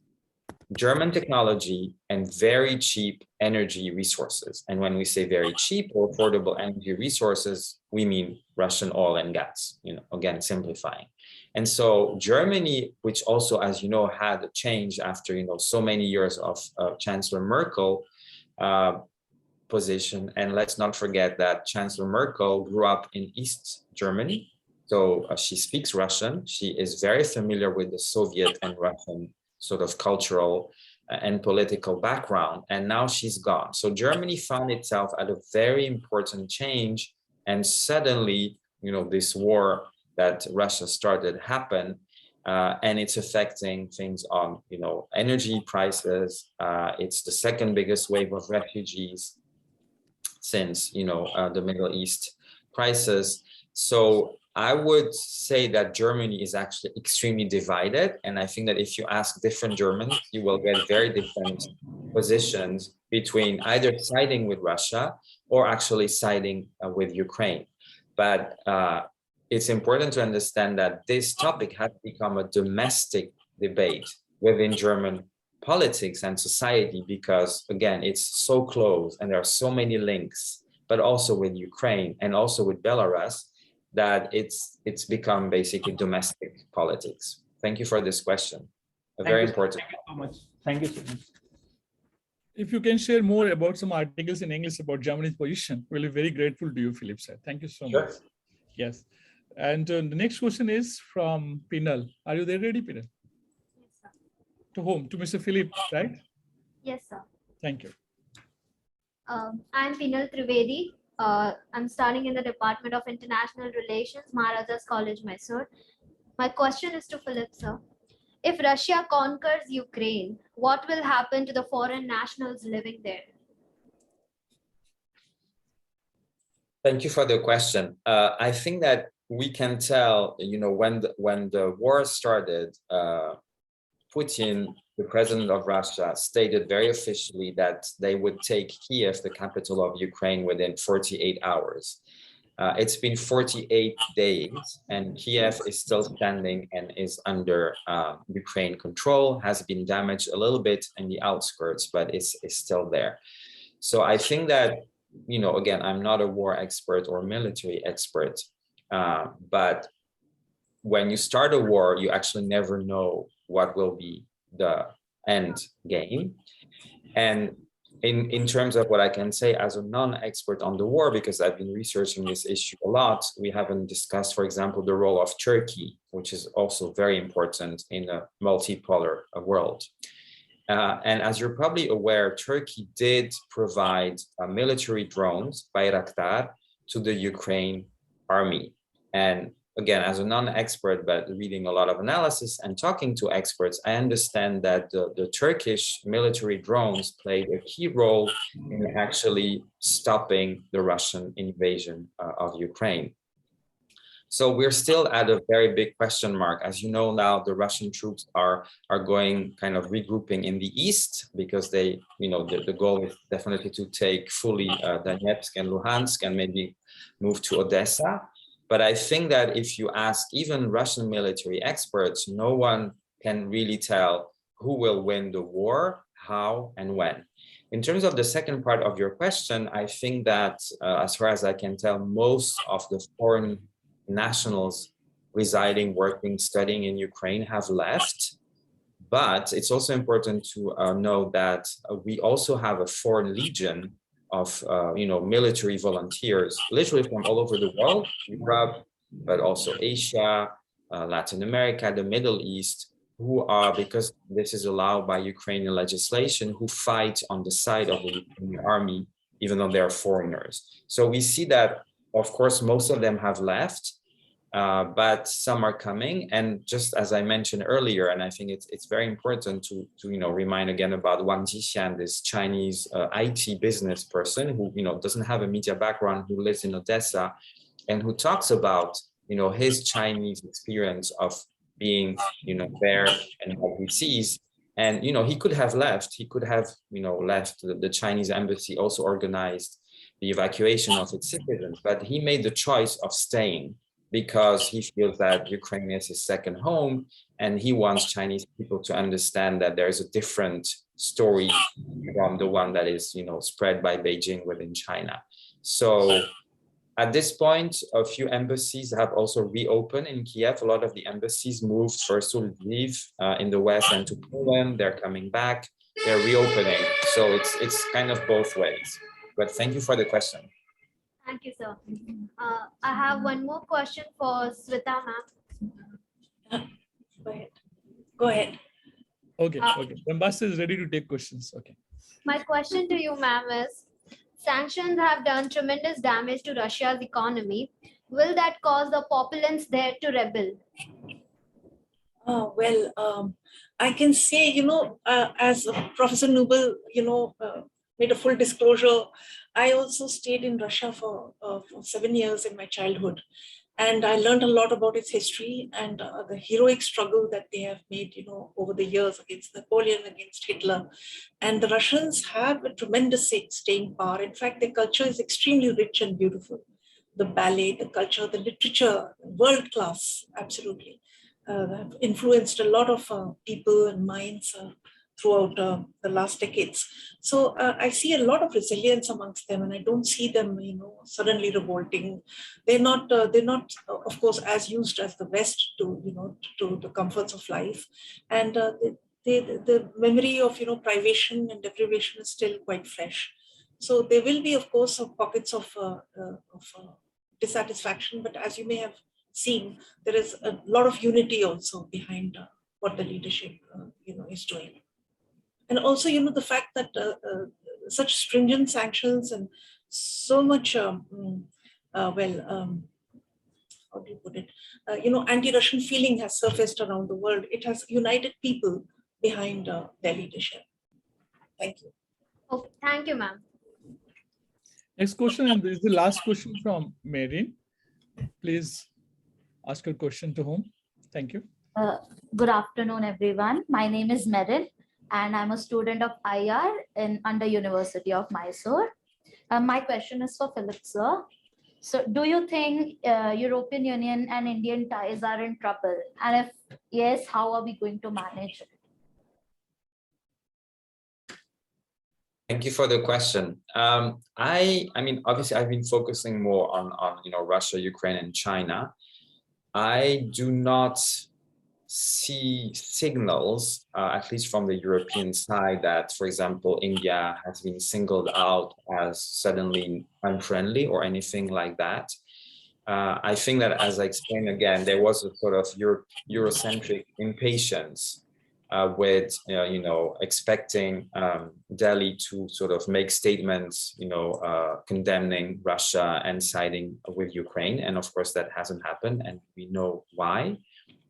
But I think in general that the European Union, to kind of bring it back to China, because this is, the big concern also for the European Union, including with the Belt and Road Initiative, is that, of course, there are two giants in Asia, and one is India, the other is China. And so the European Union, I think, sort of fell in love with China for a very long period of time, for political, economic, also cultural reasons, and sort of was prioritizing, I would simplify and argue, China over India. But what we have seen, including with the treatment of the Uyghur population in Xinjiang, the sort of shutdown, the imposition because of COVID, the trade war, but also, on the flip side, the rising kind of revenue in China. China is no longer attractive as a market, as a place to put your factories, to import goods.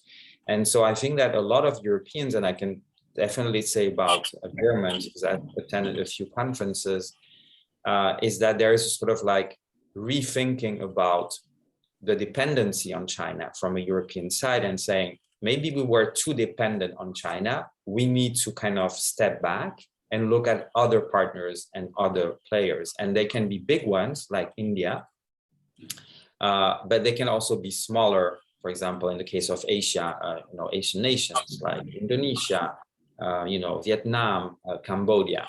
So I think that in that sense, if that answers your question, there is definitely a sort of rethinking of, maybe we went a bit too far with China. It's kind of difficult as a partner economically and politically. We need to revise this policy and engage more with our partners. That would be my answer. But thank you for the question. Thank you. Thank you, Meryl. And as a moderator, I would like to conclude that when the speakers are so scholarly, the role of moderator is so easy. So I love this role next time also. And especially in the sideline of chat, Madam is also responding, she's so multi-dynamic. She already took 3 questions and she replied to them. Philip, I hope you can also join the chat. Earlier it was a troll, not you. We thought it's you, trying to hack our system. So before I conclude, and I ask my colleague to say thanks to you, even on the behalf of Brics Institute, we would like to offer some good Indian tea to Philip if the cargo plane starts. And also, the best way to thank our speakers for their time is to give some remuneration, which my institute will definitely give. But I don't know which payment system is working. We have to make it clear. So from my heart, from my side, from my team, I think we welcome you to Delhi, Gurgaon anytime, and for a good cup of Chinese tea and Indian tea together. And I request right now one of our senior students, Saheli, if you can give us a formal thanks to both our colleague from, although Madam is from India and Philip is right now in Berlin, but again, they are very far from Mysore. You have to invite them, okay? So please, Saheli, do the needful, and thank you everyone in the team for helping us. Thank you very much. A very good afternoon to all. It's my pleasure to propose the vote of thanks for this event on behalf of my entire department. First and foremost, I thank Professor G. Hemant Kumar Sir, the Vice Chancellor of the University of Mysore, and Professor Anita Vimla Braggs Ma'am, Principal of Maharaja College, for their special presence. I take immense pleasure in extending my sincere thanks to our first panelist, Mrs. Smita Purushottam Ma'am, retired ambassador and the chairperson of Satara, who despite of her busy schedule has found time to grace this event. I also like to express my heartfelt thanks to our second panelist, Mr. Philip Noble Sir, Managing Editor for Global Voices, for his valuable contribution. A very special thanks to Dr. Vinod Singh Sir, Director of Brics India, for his constant support and guidance. I would also like to thank Brigadier and Rajkumar Sir for his presence. I also must give my gratitude to Dr. Bharati Harmath, Head of Department of International Relations, for giving us this opportunity. A special thanks to Dr. Chandranayaka Sir, Coordinator of IOE, for helping us in many ways. Last but not the least, I would like to thank the teaching faculty of our department, dignitaries, scholars, and students who have joined from all over the world, PhD scholar Vijay Kumar NC, technical team of the university, especially Manjunathan Sir, Alok Pathak, Chandan Vasu, Renuka Ma'am, Shankar, Milan, and the cameraman, and also the students of International Department for making this event a successful one. Before ending, let's pray that the war will end soon, and we may find a peaceful solution to this world. Once again, thank you everyone for your attention. Thank you so much. Thank you. Thank you. Thank you. Thank you, Philip. Thank you very much. Thank you. Thank you. We'll meet soon. Thank you so Yeah. much. Thank you. Bye-bye. Bye. Bye-bye. Bye-bye. Bye. Bye. Thank Bye. you. Thank you. Thank you. Bye-bye.